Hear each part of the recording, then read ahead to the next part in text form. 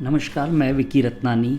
दोस्तों, आज मैं सरकार से एक अपील करना चाहूँगा। जो उन्होंने 20 लाख करोड़ रुपए का पैकेज की घोषणा की है, उसको एक बार फिर से रिवाइज़ किया जाए। उसमें जो सरकार ने एक चीज़ बोली है कि आम आदमी को सबको हम लोन प्रोवाइड करेंगे, 1 साल तक ब्याज और किस्त दोनों नहीं लेंगे, जिसकी सच्चाई मुझे दिख तो नहीं रही है। अगर ऐसा हो भी जाता है तो आम आदमी के लिए ये फ़ायदेमंद नहीं, सिर्फ नुकसानदायक है।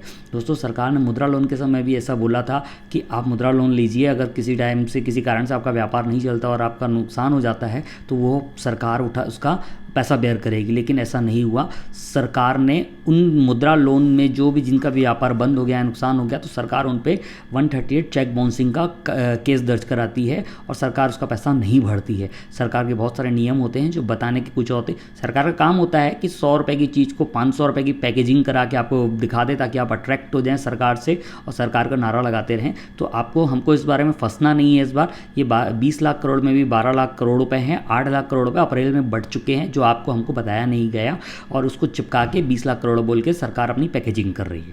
तो दोस्तों, हम सबसे निवेदन है कि सरकार ने भी घोषणा की है कि 3 लाख करोड़ रुपए हम एसएमई को हम प्रोवाइड करेंगे बिना गारंटी लोन। कल को आपको नुकसान होता है तो वो सरकार बेयर करेगी। तो दोस्तों, अगर ऐसा सरकार कर सकती है तो मात्र 5 लाख करोड़ रुपए देश में एमएसएमई को दिया हुआ है, जो अगर माफ़ कर दिया जाता है तो आप और हम बिना किसी टेंशन के, हमारे पुराना लोन हमारा अगर माफ़ हो जाता है। अगर सरकार 3 लाख करोड़ नया लोन देकर माफ़ करना चाहती है तो 5 लाख करोड़ पुराना ही माफ़ कर दे, तो पूरे देश इस चीज़ में व्यापारी खुश हो जाएंगे। व्यापारी बिना टेंशन के अपने व्यापार को अच्छे रूप में आगे चलाते रहेंगे। जब अगर हमारा सबका ईएमआई माफ़ हो जाएगी, ब्याज माफ़ हो जाएगा, किराया हो जाएगा, तो किराया भी मकान मालिक माफ़ करने लगेंगे। बोलेंगे ठीक है भैया, हमारी ईएमआई माफ़ हो गई, हम आपका किराया माफ़ करें।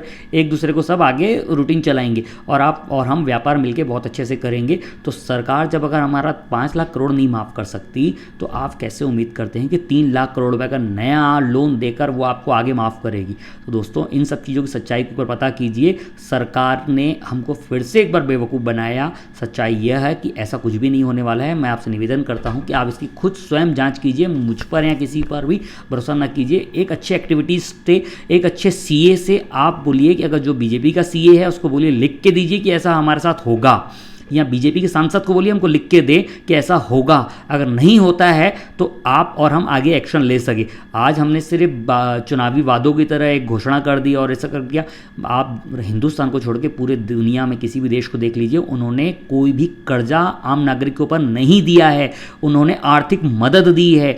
मिनिमम एक अमाउंट फिक्स किया है कि हमारी जनता को हम इतनी इतनी मदद देंगे, ऐसा ऐसा पैकेज देंगे। किराया माफ़ हो गया, स्कूल फीस माफ़ हो गई, ब्याज माफ़ हो गया, बिजली बिल माफ़ हो गया, टैक्स माफ़ हो गया, और हमारे देश में हमारे को कर्जा दे दिया जा रहा है।